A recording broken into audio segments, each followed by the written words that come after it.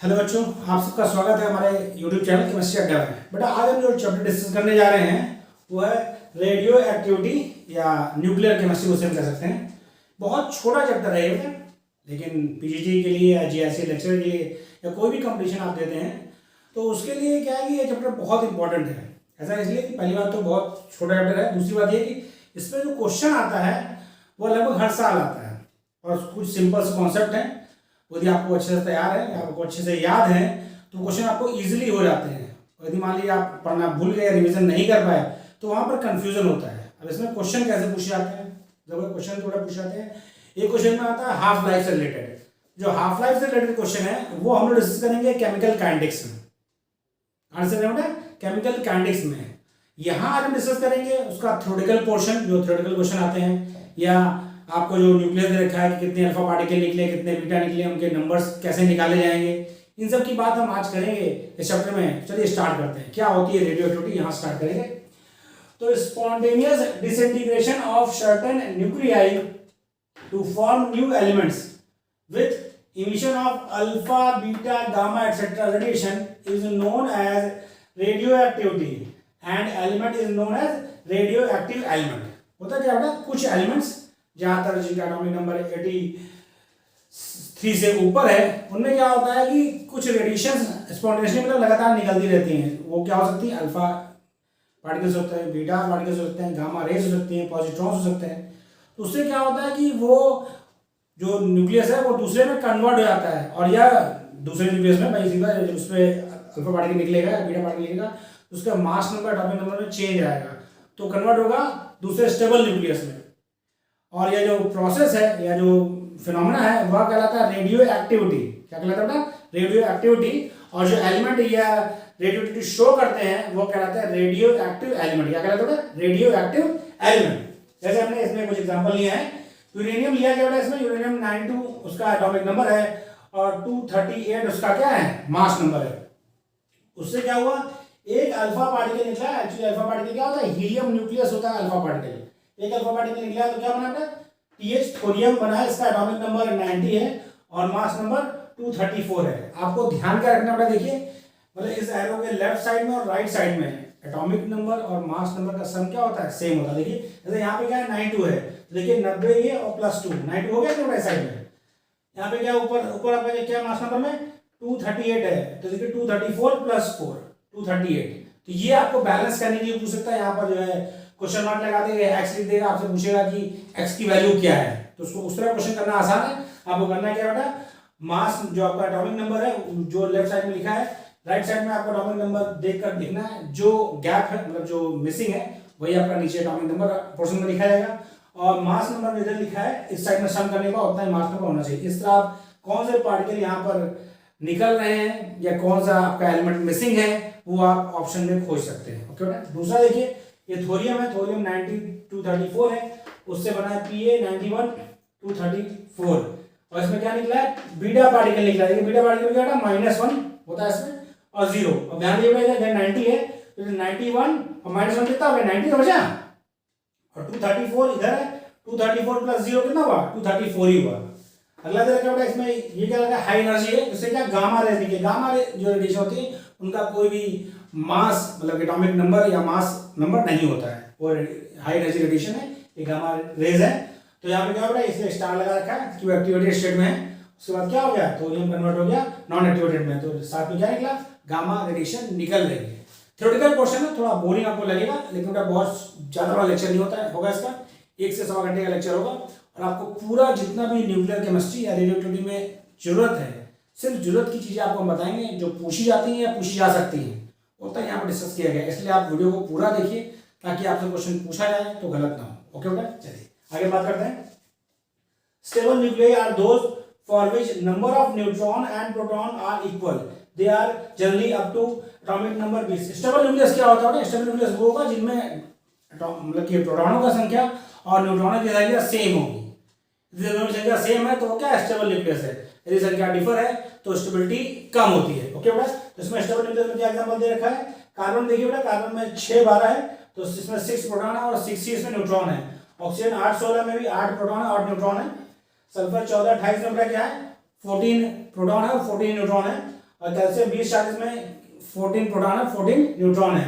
Isotopes of all known elements with atomic number greater than 83 are radioactive, यानी जो atomic number 83 के ऊपर के जो एलिमेंट्स हैं उनके आइसोटोप्स क्या होते हैं, रेडियो एक्टिव होते हैं ज्यादातर। ओके बेटा, फिर क्या बताया गया, फिर आपको हम कुछ टाइप्स ऑफ रेडियोएक्टिव डीके बताना चाह रहे हैं, क्योंकि क्वेश्चन यहाँ से उठते हैं तो आपको बताना चाहिए कौन कौन से डीके हैं। यदि बात करें पहला जो है आपका है वो है अल्फा इमिशन, यानी अल्फा पार्टिकल्स निकलता है। तो अल्फा पार्टिकल बेटा होता क्या एक्चुअली, अल्फा पार्टिकल होता है हीलियम न्यूक्लियस।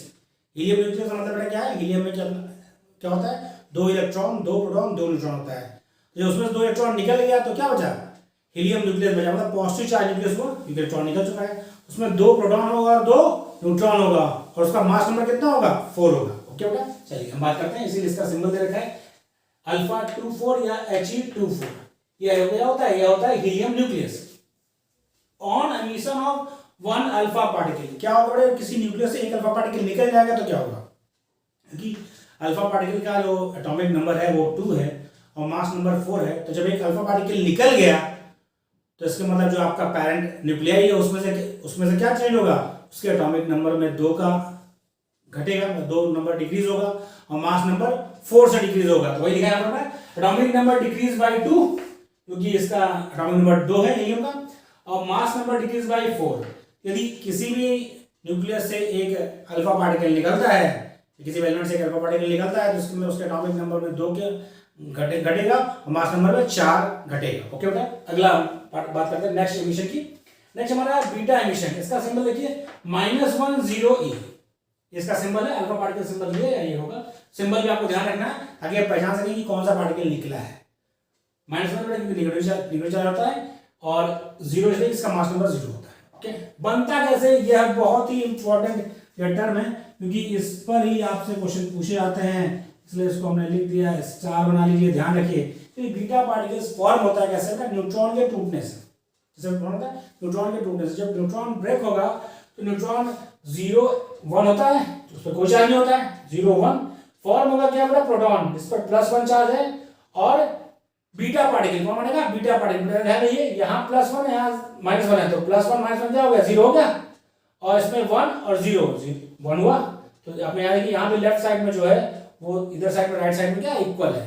तो न्यूट्रॉन के ब्रेक होने से एक प्रोटॉन बनेगा और क्या बनेगा, एक बीटा पार्टिकल बनेगा। क्या बनेगा, बीटा पार्टिकल बनेगा। तो इस वजह से लिखा हुआ है on emission of 1 beta particle क्या चेंजेस आएंगे, एटॉमिक नंबर इंक्रीज बाय 1।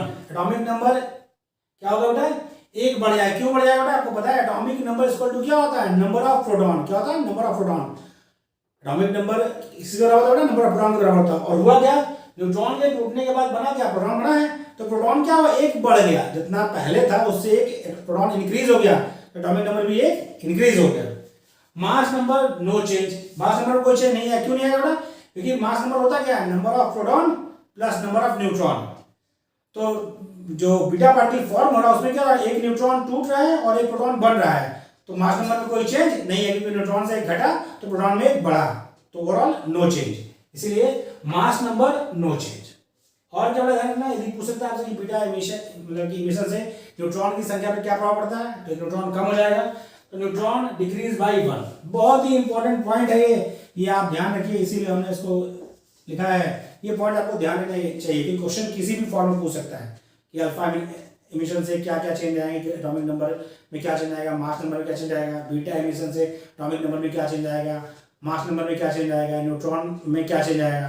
तो यहाँ पर हमने लिखा था atomic number increase by 1, mass number no change, और न्यूट्रॉन क्या होगा, न्यूट्रॉन डिक्रीज बाय 1।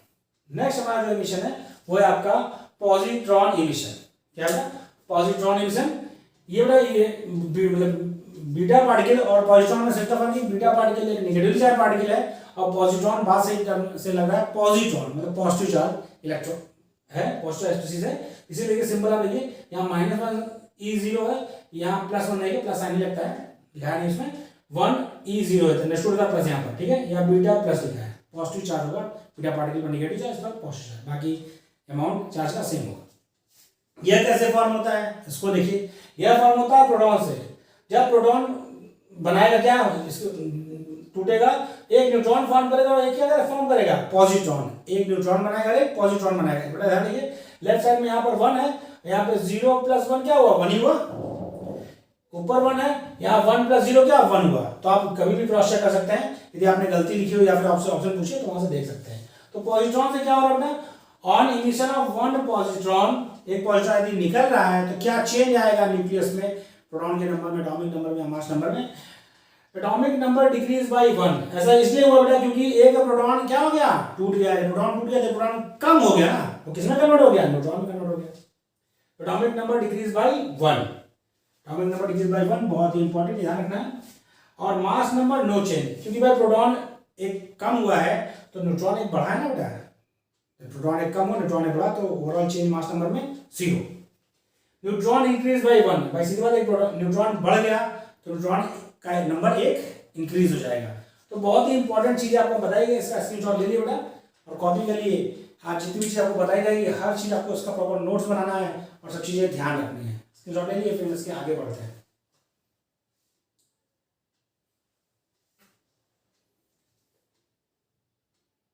हो गया बेटा, कॉपी कर लिया।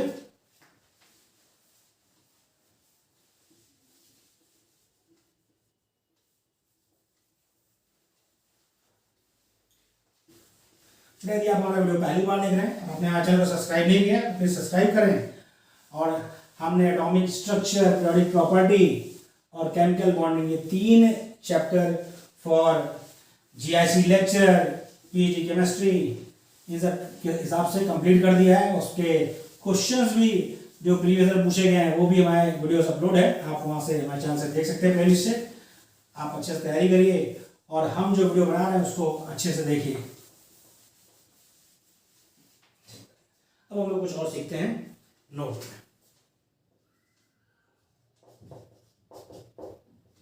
पहला note, when 1 alpha particle is emitted, when 1 alpha particle is emitted from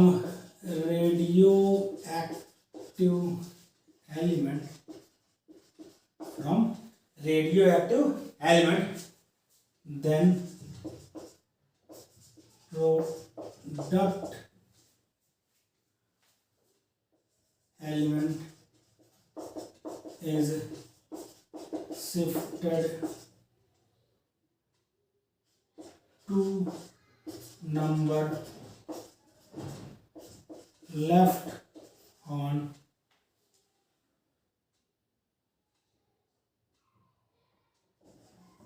original position in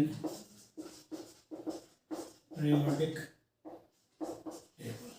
बहुत ध्यान से इस सेंटेंस को समझिए।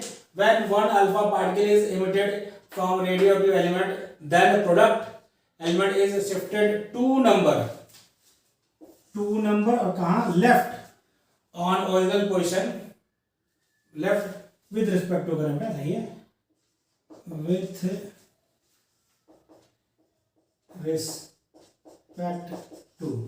Respect to original position in periodic table. आपको बताया जो मॉडर्न पीरियोडिक टेबल फॉर्म हुई है वह क्या है, वो एटॉमिक नंबर के बढ़ते क्रम में लिखी गई है। इसलिए आपको पीरियोडिक टेबल है एटॉमिक नंबर के बढ़ते क्रम में लिखी गई है। यहाँ पर मान लीजिए आपका कोई एलिमेंट, तो जब आपने एक अल्फा पार्टिकल, आपके जो रेडियोएक्टिव एलिमेंट है उससे एक अल्फा पार्टिकल निकल गया, उससे हुआ क्या, उसका एटॉमिक नंबर 2 घट गया। जब 2 घट गया तो क्या होगा भाई, इधर से इधर बढ़ता क्रम में जा रहा है तो 2 घटेगा तो लेफ्ट साइड में 2 अंक पीछे जाएगा, लेफ्ट में 2 ग्रुप पीछे हो जाएगा। क्यों पीछे हो जाएगा, क्योंकि उसका एटॉमिक नंबर 2 कम हो गया है। क्या बेटा, अल्फा पार्टिकल निकलने से उसका एटॉमिक नंबर 2 कम हो गया है, इसीलिए वो जो प्रोडक्ट एलिमेंट है वो ओरिजिनल से क्या हुआ, 2 लेफ्ट साइड में शिफ्ट हो गया। तो शिफ्टिंग भी पूछ सकता है, कितना शिफ्ट होगा, लेफ्ट शिफ्ट होगा या राइट शिफ्ट होगा, और कितने नंबर पर शिफ्ट होगा। तो जब भी अल्फा पार्टिकल निकलेगा तो each alpha particle shift element 2 number left side. Okay, ध्यान रखिए। दूसरा देखिएगा, जब बीटा पार्टिकल निकलेगा on emission of 1 beta particle shift one right side, one number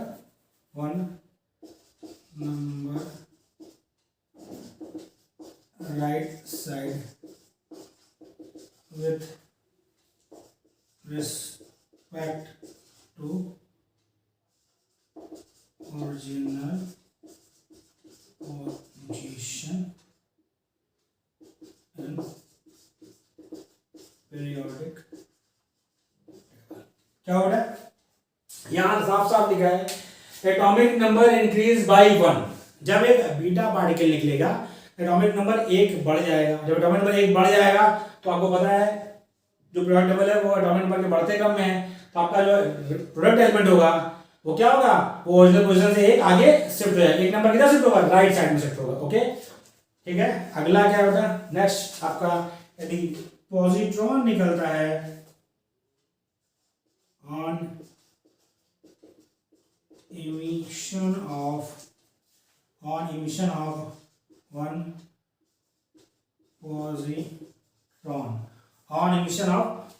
positron shift one number left side, one number left side with respect to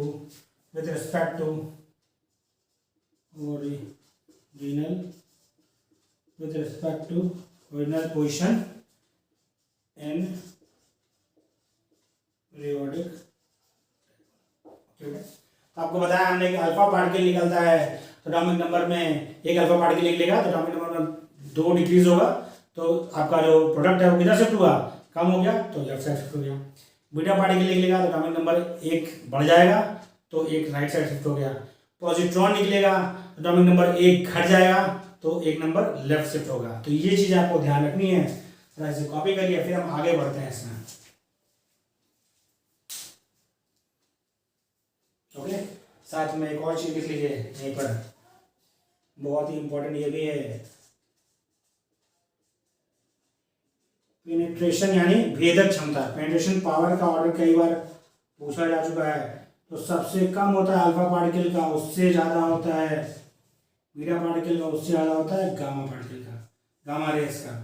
penetration power पे question पूछा चुका है, इंपॉर्टेंट है ये, तो ये आपसे पूछ सकता है कि पेनिट्रेशन पावर सबसे ज़्यादा किसकी होती है या सबसे कम किसकी होती है। ओके बेटा, ये बेटा कॉपी कर लिया बेटा।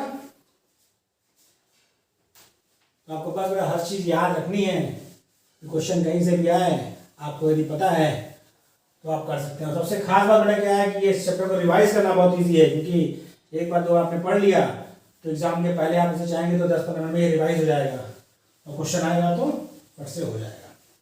रिविजन में कम समय लगता है, पढ़ने में भी आसान लगता है, और एक क्वेश्चन से ज़्यादा पूछा आता है तो आपका एक क्वेश्चन सिक्योर हो जाएगा। इस चैप्टर को पढ़ने से आपका एक क्वेश्चन सिक्योर हो जाएगा।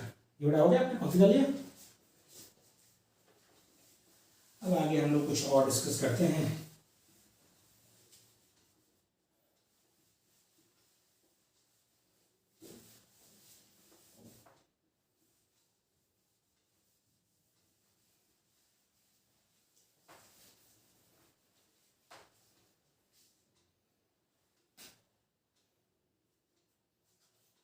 करेंगे बेटा यूनिट ऑफ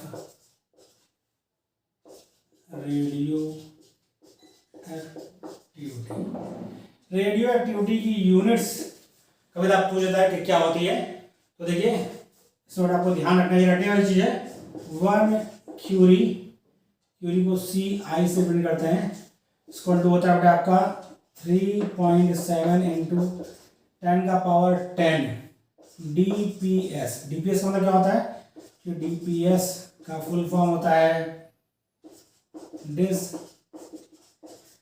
डिसइंटीग्रेशन पर सेकेंड। क्या होता है, डिसइंटीग्रेशन पर सेकेंड।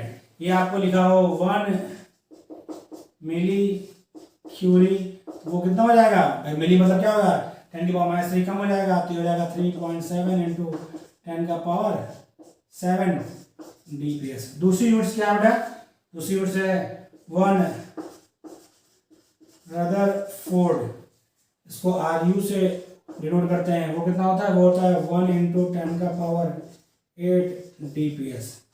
इसकी सबसे कॉमन यूनिट है वो बेकुरेल, 1 बेकुरेल इक्वल टू होता है 1 dps। तो आपसे यूनिट किसी भी फॉर्म में पूछे, क्यूरी के फॉर्म में पूछे, आपसे पूछे बेटा 1 क्यूरी इक्वल टू कितना होता है, तो आपको याद है 3.7 × 10⁻10 dps यानी डिसइंटीग्रेशन पर सेकंड, या मिली क्यूरी पूछेगा तो 3.7 × 10⁻7 disintegration per second. Rutherford equal to क्या होता है 1 × 10⁸ disintegration per second, 1 becquerel equal to 1 dps। तो क्वेश्चन आपको किसी भी फॉर्म में पूछ सकता है, आपको उसका वैल्यू याद है तो क्वेश्चन कर सकते हैं। अगला देखिए बहुत ही इंपॉर्टेंट पॉइंट ये भी है, क्या बेटा, रेडियो एक्टिव डिके, बहुत important point, radio active decay follow, ठीक है, follow first order reaction, first order reaction, बहुत ही इंपॉर्टेंट पॉइंट है, very very important point. First order reaction यानी जो रेडियोएक्टिविटी होता है वो क्या होगा, फर्स्ट ऑर्डर रिएक्शन है। तो पहले पूछता है रेडियोएक्टिविटी जो होता है वो कौन सा ऑर्डर फॉलो करता है, फर्स्ट सेकंड जीरो, कौन सा फॉलो करता है बेटा, फर्स्ट ऑर्डर डीके फॉलो करता है। तो इसमें आपको दूसरा टर्म याद रखना है, वो है हाफ लाइफ पीरियड, तो T1/2 से डिनोट करते हैं half life period. Half life period जो सबसे क्वेश्चन पूछाते हैं वो हम लोग डिस्कस करेंगे इसमें केमिकल काइनेटिक्स चैप्टर में। यहाँ पे हमें इसके डिफिनीशन याद रखनी है और उसका जो फॉर्मूला वो याद रखते हैं, ठीक। बाकी इस पे जो क्वेश्चन ज़्यादा डिस्कस होंगे, ज़्यादा वैरायटी ऑफ क्वेश्चन बनते हैं, वो केमिकल काइनेटिक्स के अंदर पूछाते हैं। तो क्या होगा इसका, ये होता है, ये है क्या, it is time in which radio active elements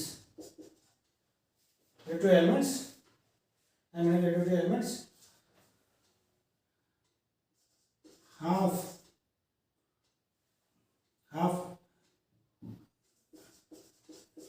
reacted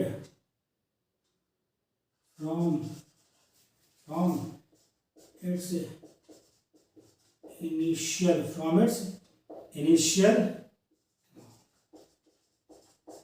यानी ये वर्ड टाइम है, जिस ये टी अगला हाफ पीरियड वह समय है जिस समय में कोई भी रेडियोएक्टिव एलिमेंट अपने इनिशियल अमाउंट का हाफ रिएक्ट कर जाता है, यानी आधा रिएक्ट कर जाता है, या दूसरी भाषा में कहें यह वह समय है जिसके पश्चात कोई भी रेडियोएक्टिव एलिमेंट अपने इनिशियल अमाउंट का आधा बचता है।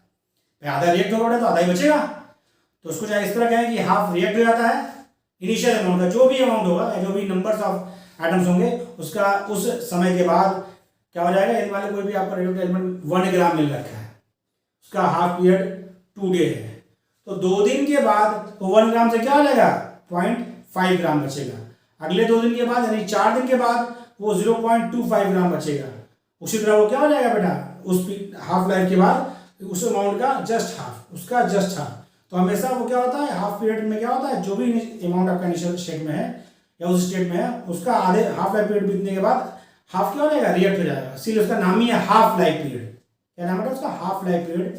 इसका फॉर्मूला क्या है, इसका फॉर्मूला मैं लिख रहे हैं T1/2 इक्वल होता है 0.693 बाई लैम्डा, 0.693 बाई लैम्डा। बहुत ही इंपॉर्टेंट फॉर्मूला है, इस पर क्वेश्चन खूब बनते हैं। यहाँ पे लैम्डा क्या है, यहाँ पर लैम्डा है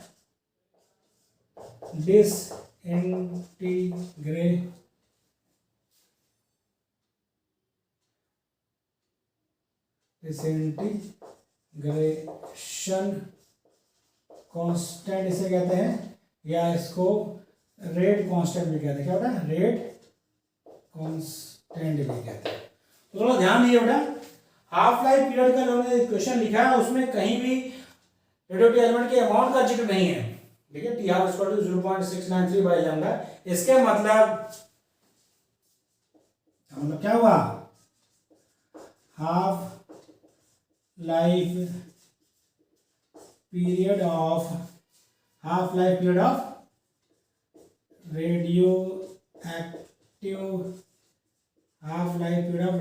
radioactive elements does not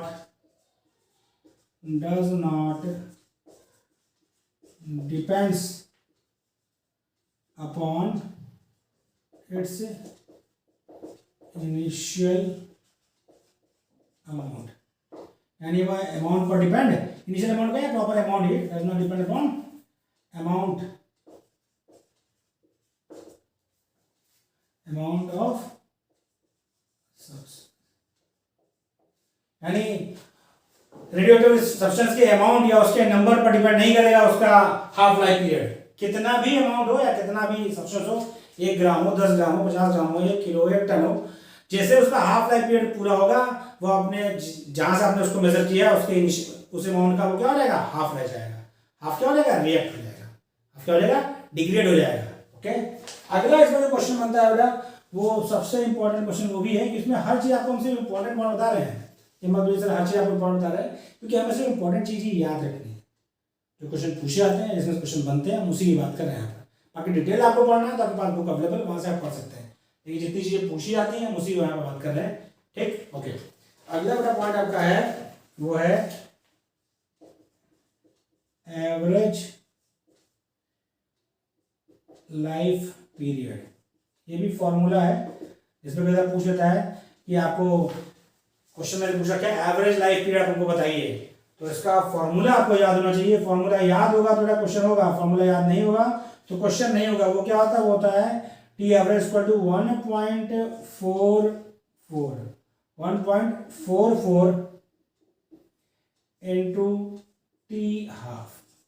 आपको क्या करना पड़ेगा, उसका हाफ लाइफ पीरियड पता होगा या आपको उसका रेट कांस्टेंट दे दिया जाएगा, आपको उससे हाफ लाइफ पीरियड निकालना होगा और इस फॉर्मूले में टी हाफ को रखना होगा। टी हाफ इंटू 1.44 क्या होगा, एवरेज लाइफ पीरियड होगा किसी भी रेडियोएक्टिव एलिमेंट के लिए। तो आपसे हाफ लाइफ पीरियड पूछेगा तो लैम्डा दिया होगा, लैम्डा क्या है, डिसइंटीग्रेशन कांस्टेंट या रेट कांस्टेंट। तो आपको लैम्डा पता है, आपने लैम्डा से क्या निकाल लिया, टी हाफ निकाल लिया। और एवरेज लाइफ पीरियड पूछा तो यहाँ 1.44 से मल्टीप्लाई कर दिया, अदरवाइज आपको टी हाफ पूछा तो यहाँ से आपका निकल जाएगा। बहुत आसान है, आपको फॉर्मूला याद होना चाहिए। फॉर्मूला आपको क्या होना चाहिए, याद होना चाहिए। फॉर्मूला याद होगा तो क्वेश्चन हो जाएगा। ओके बेटा, ठीक। अब हम लोग नेक्स्ट करने जा रहे हैं न्यूक्लियर फिजन। देखिए क्या बोला था, टर्म से ही साफ क्लियर है। न्यूक्लियर फिजन, फिजन मतलब क्या होता है, टूटना। फिजन मतलब क्या होता है, टूटना। यानी जो आपका रेडियोएक्टिव एलिमेंट है वो अनस्टेबल है, यानी कोई लार्ज न्यूक्लियस क्या है अपने से छोटे न्यूक्लियस में ब्रेक हो जाए, और जब भी वो ब्रेक होगा तो क्या होगा, जो आपका न्यूक्लियस ब्रेक इनिशियल में था वो क्या था, वो अनस्टेबल था। अनस्टेबल से वो क्या स्टेबल न्यूक्लियस में कन्वर्ट होता है, तो वही कहलाता है न्यूक्लियर फिजन। फिजन मतलब क्या होता है, टूटना। और आगे हम लोग पढ़ेंगे न्यूक्लियर फ्यूजन। फ्यूजन मतलब होता है जुड़ना। तो टर्म का ध्यान रखिए, फिजन मतलब ब्रेक होना, टूटना, फ्यूजन मतलब जुड़ना।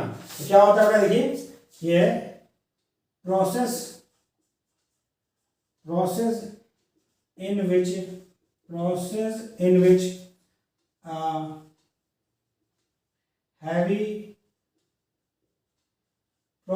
which a heavy nucleus, कौन सा बेटा, मास नंबर जिसका ग्रेटर देन क्या हो, 200 हो। Process in which a heavy nucleus mass number greater then 200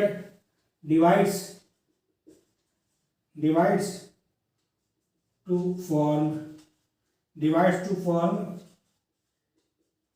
smaller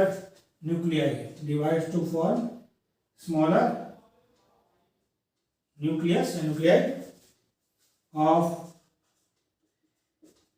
intermediate mass and one or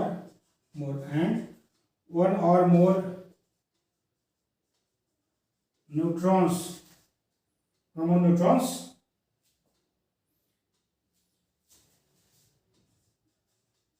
emitted, neutrons emitted,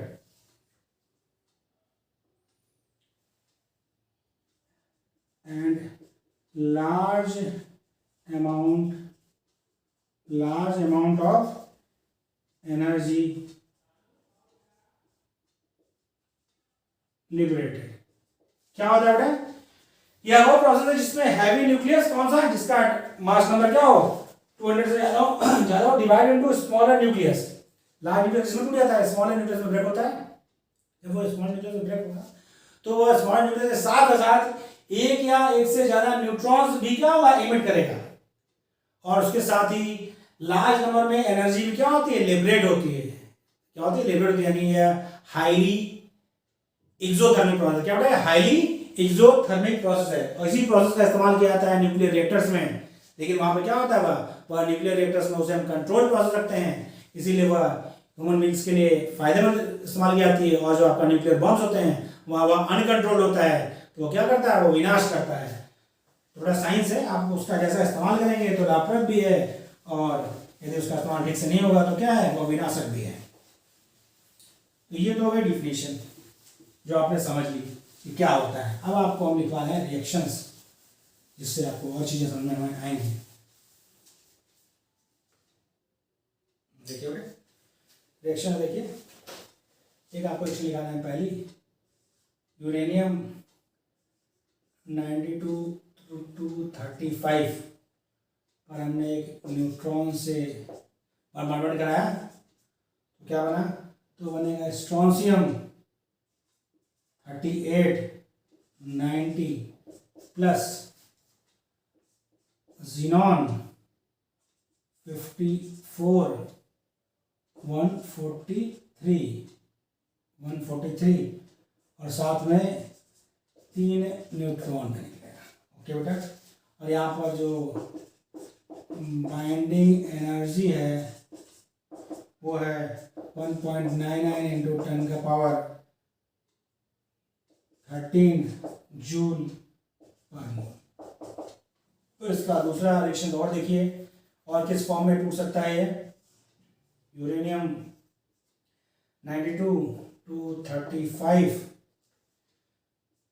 पर बॉम्बार्डमेंट कराएगा न्यूट्रॉन का, तो देखिए बेटा, xenon 54 142 plus strontium 38 90 plus 4 neutron, या फिर barium 56 139 plus krypton 36 94 plus 3 neutron, या फिर caesium 55 144 plus rubidium 37 90 plus 2 neutron. बेटा देखिए, ये क्यों लिखवाया गया, पहले समझिए इस बात को। पहले तो आपको समझ में आ गया कि फ्यूजन हुआ है जिसमें हैवी न्यूक्लियस क्या हो रहा है, स्मॉलर न्यूक्लियाई में ब्रेक हो जा रहा है। देखिए यूरेनियम क्या था, हैवी न्यूक्लियस था, वह 2 स्मॉलर न्यूक्लियाई स्ट्रोंशियम और ज़ीनॉन में टूट गया, साथ में 3 न्यूट्रॉन भी निकले। लार्ज अमाउंट ऑफ एनर्जी निकल रही है, 1.99 × 10⁻³ किलो जूल पर मोल, ऐसा ह्यूज अमाउंट ऑफ एनर्जी। और इसके दूसरे फॉर्म में जो और भी ब्रेक होने की प्रोबेबिलिटी है, किसी भी फॉर्म में ब्रेक हो सकता है, उसमें ये लिखा रखा है, एक न्यूट्रॉन से यहाँ बॉम्बार्डमेंट किया गया, तो यहाँ पे ज़ीनॉन और स्ट्रोंशियम बना, यहाँ पे स्ट्रोंशियम ज़ीनॉन है बेटा। बस ये क्या है कि यहाँ पर आपका इसका मास नंबर 143 है और यहाँ पे 142 है, तो ये दोनों क्या है आपस में आइसोटोप्स है, एटॉमिक नंबर सेम है, मास नंबर अलग अलग है। तो यहाँ पे न्यूट्रॉन की संख्या 4 हो गई, यहाँ पे 3 न्यूट्रॉन थे, यहाँ पे 4 न्यूट्रॉन है। दूसरा क्या है, बेरियम और क्रिप्टन टूटा है, 3 न्यूट्रॉन है, स्ट्रोंशियम और रुबिडियम टूटा है, 2 न्यूट्रॉन है। क्वेश्चन आपको इसलिए दिखाया बेटा, आप थोड़ा ध्यान दीजिए, इसी समय कनेक्ट हो जाएगी। क्वेश्चन आपको देगा क्या बेटा, इस साइड में देगा आपको ये दोनों दिया रहेगा, ये मिसिंग रहेगा, या फिर ये देगा, ये मिसिंग रहेगा, यहाँ पर नंबर नहीं देगा। तो आपसे जब भी इस तरह क्वेश्चन है तो बहुत सिंपल तरीका है, आप करिए क्या बेटा, एटॉमिक नंबर ये लोअर साइड में देखिए कि बॉटम साइड में क्या है, 92 प्लस 0 90 हुआ, यहाँ जोड़िए 54 प्लस 38 प्लस 4 इंटू 0 0 होगा। 54 जब 38 से जोड़ेंगे आपका 92 ही आएगा। 54 और 30 क्या होता है भाई, 8 4 12, एक हाथ से लगा, 5 3 8 1 9 वन बे 92 है। यहाँ क्या होगा 235, एक न्यूट्रॉन से 236 हो गया। इधर देखिए 142 प्लस 90 कितना हो गया 132 हो गया, और 4 इंटू 1 4 32 और 4 236 हो गया। यहाँ पे देखिए तो आपको कभी क्वेश्चन में जाएगा तो इस साइड में जो अपर साइड में होंगे, लेफ्ट साइड में लिखे होंगे, और राइट साइड में अपर का अलग सम सेम होगा और लोअर का अलग सेम होगा। ये क्वेश्चन पूछे आता है। फिजन मतलब हैवी न्यूक्लियस देखोगा, 2 और मोर देन 2 स्मॉलर न्यूक्लियस में साथ ही न्यूट्रॉन्स भी इमिटेड होंगे और huge amount of energy release होती है। इसका इस्तेमाल हम न्यूक्लियर पावर प्लांट्स में करते हैं, जो यूज मतलब कि फेयरफुल यूज किया गया है, मतलब जो गुड यूज होता है। बाकी डिस्ट्रॉय में बात करें तो न्यूक्लियर बम्स आपको पता ही है, एटॉमिक बम्स, ठीक है बेटा, इसे कॉपी करिए। फिर हम आगे बढ़ते हैं, दूसरा डिस्कस करते हैं।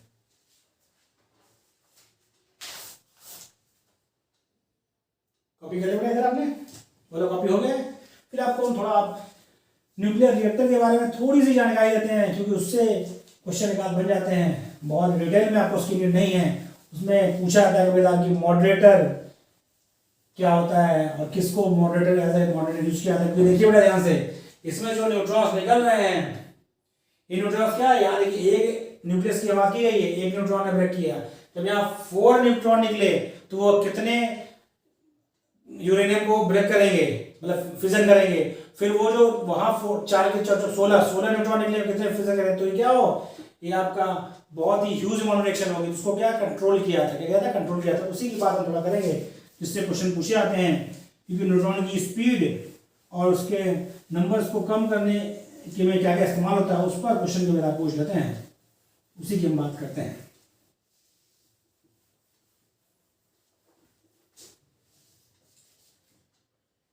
देखिए हम बात कर रहे हैं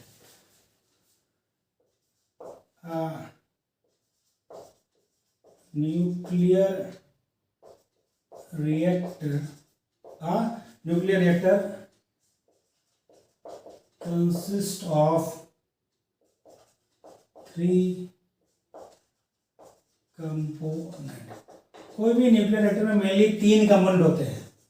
ओके, कौन कौन से बेटा, इसमें पहला जो है ए आपका है वह फिसिल मटेरियल, मतलब जिसका आपको क्या करना है, न्यूक्लियर फिजन कराना है, वो मटेरियल। इसमें ज्यादातर हम लोग क्या लेते हैं, यूरेनियम लिया जाता है, प्लूटोनियम लिया जाता है, थोरियम लिया जाता है। यहाँ हमने यूरेनियम लिखा, और भी कुछ हो सकता है। दूसरा आपका जो सेक्शन है वो आपका है, दूसरा चीज इस्तेमाल होता है वो है मॉडरेटर। वेरी वेरी इंपॉर्टेंट, जिससे कई बार आप देखेंगे क्वेश्चन पूछा जाता है। मॉडरेटर ये होता क्या है और किसका यूज करते हैं, तो देखिए मॉडरेटर यूज किया जाता है ग्रेफाइट और हैवी वाटर। हैवी वाटर मतलब क्या बेटा, D2O। ग्रेफाइट और हैवी वाटर मॉडरेटर में यूज करते हैं। ग्रेफाइट और heavy water use to slow the speed of neutron. Neutron की जो ये फॉर्म है न्यूट्रॉन, इनकी स्पीड को कम करने के लिए यूज करते हैं मॉडरेटर का। मॉडरेटर बोलते हैं जो इस्तेमाल किया जाता है मटेरियल, उसमें क्या यूज करते हैं, उसमें यूज किया जाता है ग्रेफाइट या हैवी वाटर। तो आपको ऑप्शन में पूछता है in nuclear reactors moderator use है, या moderator which of the following use है मॉडरेटर इन न्यूक्लियर रिएक्टर्स। तो मॉडरेटर किसको इस्तेमाल किया जाता है, तो ऑप्शन में आपको ग्रेफाइट दिया होगा या हैवी वाटर दिया होगा, दोनों नहीं दिया होगा, या तो ग्रेफाइट दिया होगा या फिर हैवी वाटर दिया होगा, D2O दिया होगा या फिर ग्रेफाइट दिया होगा। आपको ऑप्शन टिक करना है, बहुत आसान क्वेश्चन है। अगला देखिए, नेक्स्ट है आपका जो पार्ट है वो है control rod.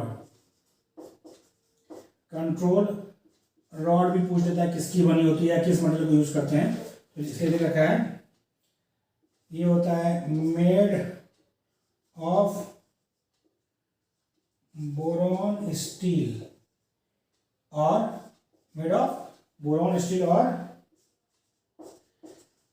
Cadmium made of boron steel, या तो बोरॉन स्टील का बना होता है अपना कंट्रोल रॉड, या फिर कैडमियम का बना होता है। क्या करता है? विच absorb neutron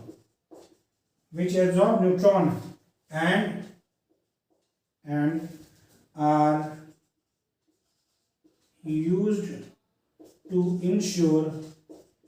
are used to ensure that neutron flux is under control. ये क्या कहना चाह रहा है? कहना क्या है कि न्यूक्लियर रिएक्शन आपने इसलिए समझा नहीं है। देखिए, जब फ्यूजन हो रहा है तो बहुत फास्ट रिएक्शन होती है। हर रिएक्शन में देखिए आप, यहाँ पर 3 न्यूट्रॉन बन रहा है, यहाँ पर 4 न्यूट्रॉन, यहाँ 3, यहाँ 2, लार्ज नंबर ऑफ न्यूट्रॉन बन रहे हैं और साथ ही न्यूट्रॉन की स्पीड बहुत ज्यादा होती है। तो यदि इस रिएक्शन को कंट्रोल नहीं किया जाएगा तो क्या बन जाएगा? फिर तो न्यूक्लियर बम बनेगा। तो जब उसे हमें मैन के लिए यूज करना है, मतलब ह्यूमन बीइंग के फायदे के लिए इस्तेमाल करना है, तो हम लोग क्या करते हैं उसके लिए? फिर उसको क्या होता है कि न्यूट्रॉन की स्पीड और नंबर को कंट्रोल किया जाए। तो न्यूट्रॉन की स्पीड को कंट्रोल करने के लिए यूज किया था मॉडरेटर। क्या इस्तेमाल किया था? मॉडरेटर, जिसमें यूज किया था ग्रेफाइट या हैवी वाटर। और न्यूट्रॉन के नंबर को कम करने के लिए यूज करते हैं हम लोग कंट्रोल रॉड का। कैसा कहते हैं? कंट्रोल रॉड यूज की जाती है, जो बनी होती है बोरॉन स्टील की या फिर कैडमियम की। बोरॉन स्टील की या कैडमियम की। क्या करते हैं? It absorb neutron and are used to ensure that neutron flux is under control. इसको जो रिलीज हो रहा है इतनी हाई स्पीड में, ज्यादा नंबर में और हाई स्पीड के साथ, उसे बोलते हैं न्यूट्रॉन फ्लक्स को कंट्रोल करने में इस्तेमाल किया था कंट्रोल रॉड का। इसीलिए इसका नाम ही है कंट्रोल रॉड। ओके, कॉपी कर लीजिए, फिर हम नेक्स्ट पॉइंट डिस्कस करें।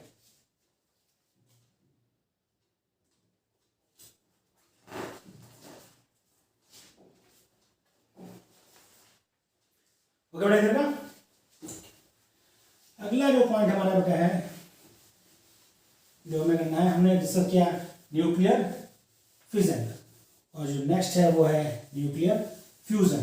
फ्यूजन मतलब जो लार्ज मॉलिक्यूल मतलब हाइगर मॉलिक्यूल है उससे टूटकर लाइटर न्यूक्लियाई बनना, और फ्यूजन का मतलब लाइटर न्यूक्लियाई का आपस में कंबाइन होकर हैवियर न्यूक्लियाई बनना।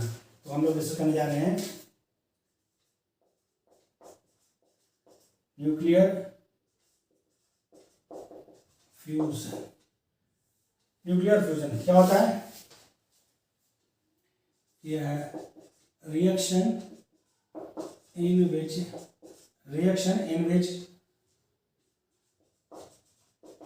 certain light nuclei fuse together with the liberation of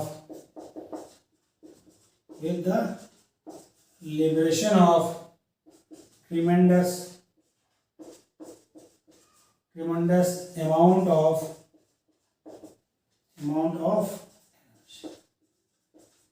यह वह रिएक्शन है जिसमें क्या होता है? लाइटर न्यूक्लियाई जो होते हैं वो आपस में फ्यूज होके हैवियर न्यूक्लियाई फॉर्म करते हैं और साथ ही साथ लार्ज अमाउंट ऑफ एनर्जी भी रिलीज करते हैं। आपको ये पता है? नहीं पता समझ लीजिए। तो सन की एनर्जी है, उसमें क्या होता है? उसमें हाइड्रोजन के जो न्यूक्लियाई हैं वो आपस में कंबाइन होकर हीलियम के न्यूक्लियाई बनाते हैं, ड्यूटेरियम बनाते हैं, ट्राइटियम बनाते हैं, आपस में क्या होते हैं? फ्यूज होते रहते हैं। इसीलिए जो सन का एनर्जी है या टेम्परेचर क्या है वो बहुत ज़्यादा है। तो इसमें बात क्या करते हैं? आपको रिएक्शन लिख रहे हैं H12 प्लस H13 फॉर्म हो रहा है हीलियम प्लस 01 प्लस 17.6 MeV, मतलब बेटा mega electron volt. Large amount of energy है, इसको मेगा बाय 10�6। थोड़ा ध्यान दीजिए, यहाँ भी वही चीज है। लेफ्ट साइड में 1 1 2, 2 और 0 क्या हो गया? 2 हुआ, 2 और 3 5 हुआ, तो 4 1 5 हुआ। ये हमेशा न्यूक्लियर में आप देखेंगे दोनों साइड क्या होगी? बैलेंस होगी। जो मिसिंग होगा वो बैलेंस करके आप पता कर लेंगे। ओके, देखिए ध्यान से समझिए। इसमें और क्या पॉइंट है? द एनर्जी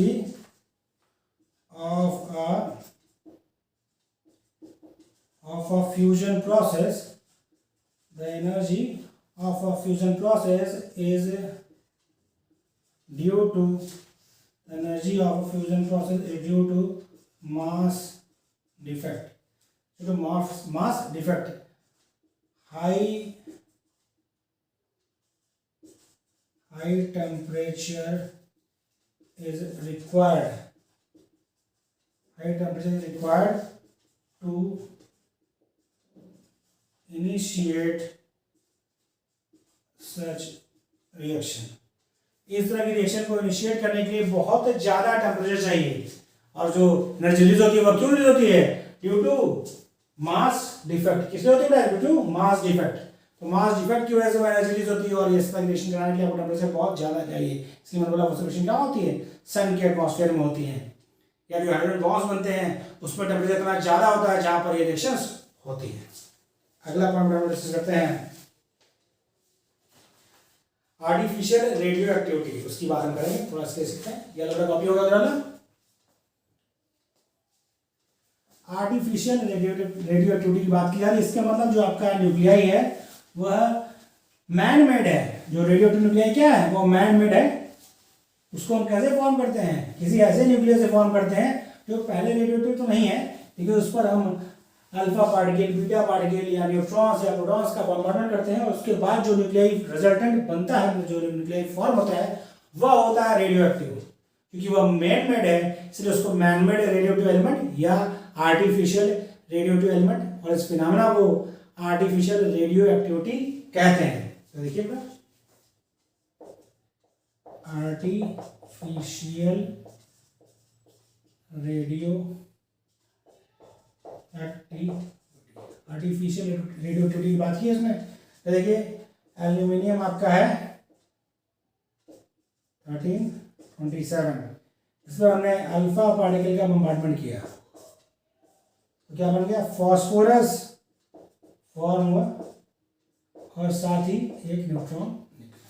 अब देखिए सेक्शन को, ये आपका रेडियोएक्टिव नहीं है, इस पर हीलियम का बम्बार्डमेंट किया गया, तो ये फॉस्फोरस फॉर्म हुआ। और ये क्या है बेटा? ये आपका रेडियो एक्टिव है। क्या रेडियो एक्टिव?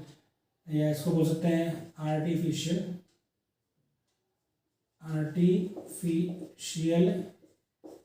Radio active.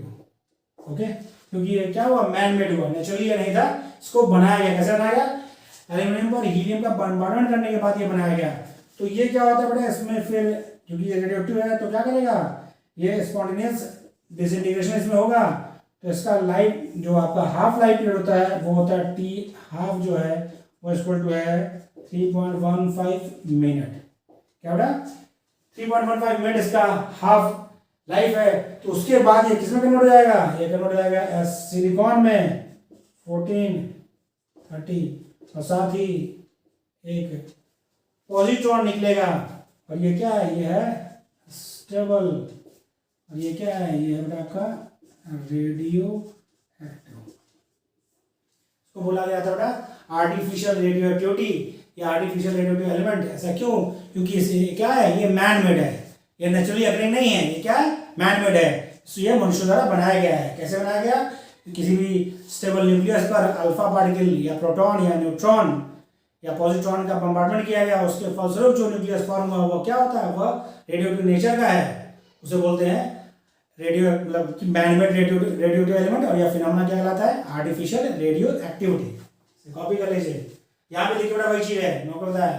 तो देखिए 13 और 2 15, 15 और 0 15, 27 और 4 31, 31 हुआ, 27 और 4 31, और 30 और 1 31। तो अब जहां भी देखेंगे ये चीज मैच करेगी। यहां देखिए बेटा 15, 14 और 1 15, 30, 30 और 0 30। ओके, क्वेश्चन कैसे पूछे आप कर सकते हैं। आगे हम डिस्कस करने जा रहे हैं बाइंडिंग एनर्जी और पैकिंग फ्रैक्शन। बाइंडिंग एनर्जी और पैकिंग फ्रैक्शन, ये बेटा कॉपी कर लिया इसे। बेटा आपको वो सारी चीजें जिससे क्वेश्चन पुट अप होते हैं या क्वेश्चन पूछे जा सकते हैं, वो सब चीजें हम यहाँ पर डिस्कस कर रहे हैं। तो आपको इसे 1-2 बार वीडियो देखना है, छोटा सा 2.5-3 पन्ने का नोट्स आपका बन जाएगा, उसे बना लीजिए, और एग्जाम से पहले 1-2 बार रिवाइज कर लीजिए, और एग्जाम के 1 दिन पहले भी रिवाइज करेंगे तो इसमें ऐसी कोई चीज़ें जो आप बोल सकें। क्वेश्चन आता ही आता है, तो आपका एक क्वेश्चन सिक्योर हो जाएगा। चल रहा है binding energy, binding energy and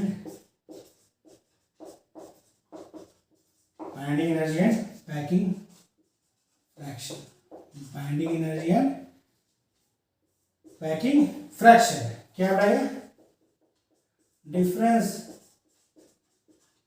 difference between the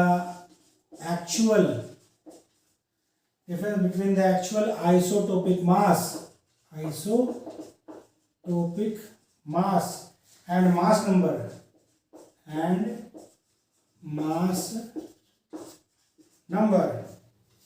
is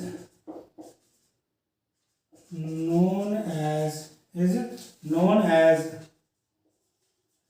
mass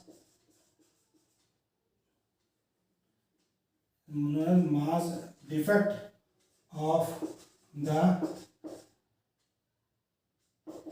nuclide, mass defect of the nuclide। इसको डिफाइन करते हैं कैसे? डेल्टा एम से। किसे करते हैं?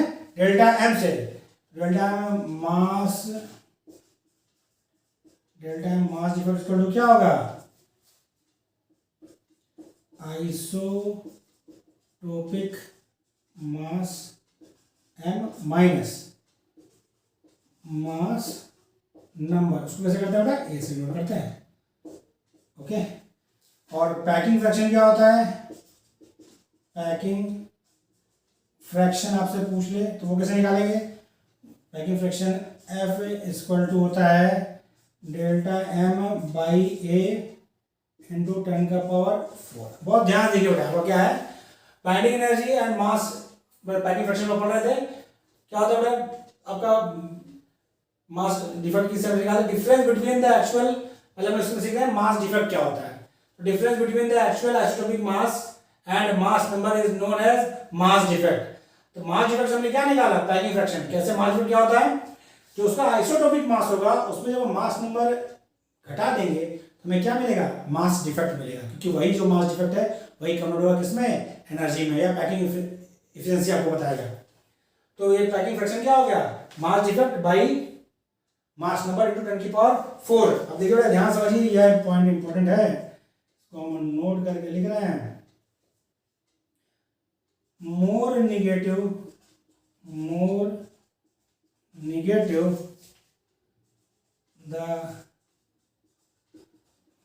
negative the packing fraction, more negative the packing fraction of an element, more negative the packing fraction of an element, more the stability of nucleus. जितना ज्यादा नेगेटिव आपका पैकिंग फ्रैक्शन होगा, न्यूक्लियस की stability उतनी ही ज्यादा होगी, उतनी क्या होगी? ज्यादा होगी। और यदि पॉजिटिव पैकिंग फ्रैक्शन होगा,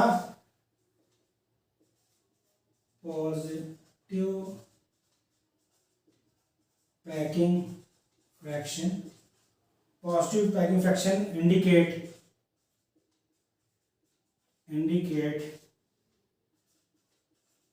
indicate nucleus should be less stable।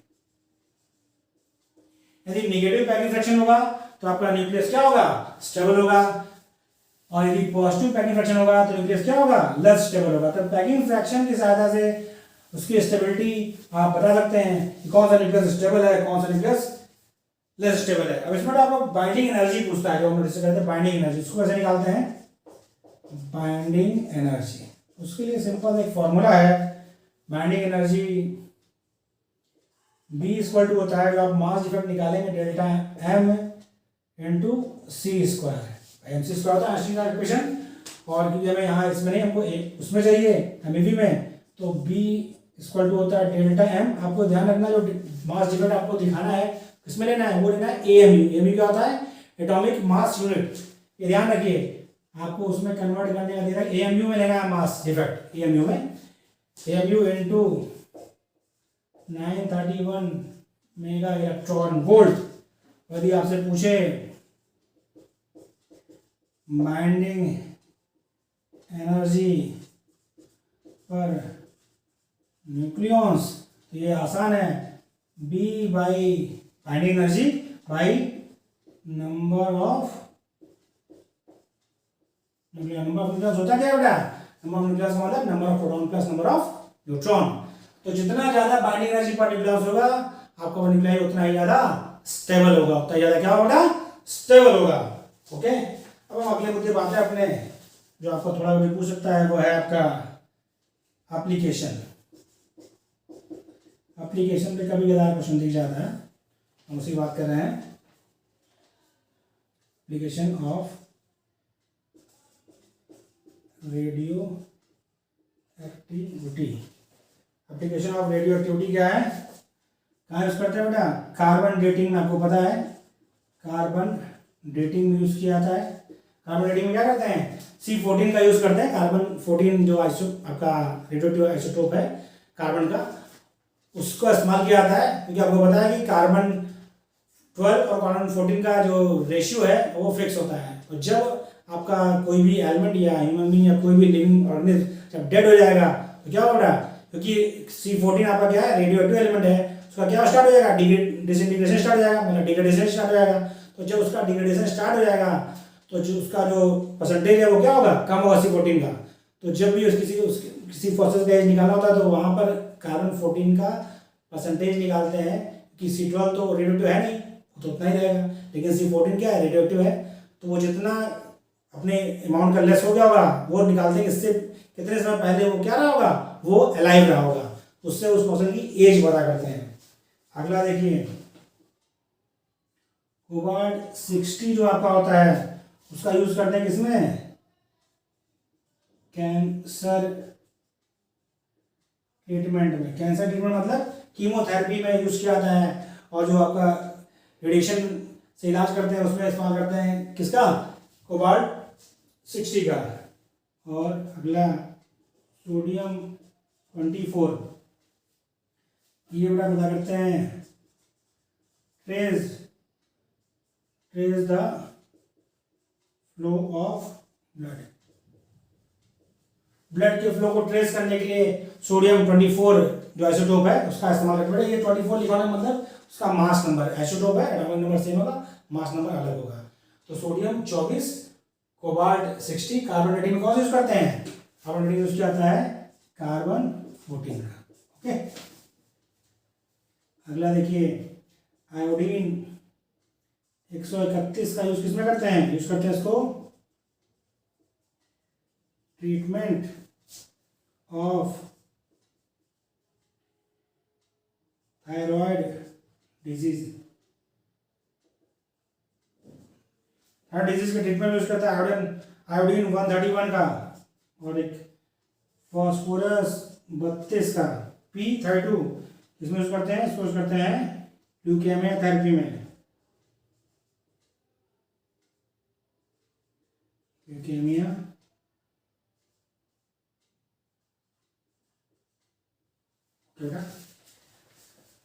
इसी के साथ आपका ये लेक्चर कंप्लीट होता है। टोटल में आपको जो हमने सिखाया सो कॉपी कर लीजिए। बहुत ही छोटा लेक्चर है, 1 घंटे के करीब का है आपका रेडियो एक्टिविटी का लेक्चर है। आपको इसे पूरा वीडियो देखना है, स्किप मत करना, क्योंकि इसमें छोटे छोटे पॉइंट्स में हमने इसलिए बना रखा है वीडियो को। आप पूरा वीडियो देखिए और इसका एक छोटा सा नोट्स बना लीजिए, 2.5 पेज का बन जाएगा। और उसको क्या करिए, कभी भी जो आपका ऐसे बैठे हैं, चाय पी रहे हैं या फिर ऐसे बैठे हुए हैं, सोने से पहले एक बार रीड कर लीजिए।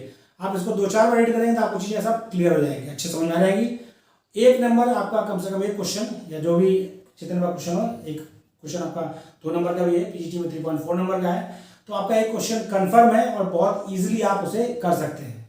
आपको वीडियो हमारा कैसा लगा कमेंट जरूर लिखें। यदि अभी तक आपने हमारे चैनल को सब्सक्राइब नहीं किया तो प्लीज़ सब्सक्राइब करें।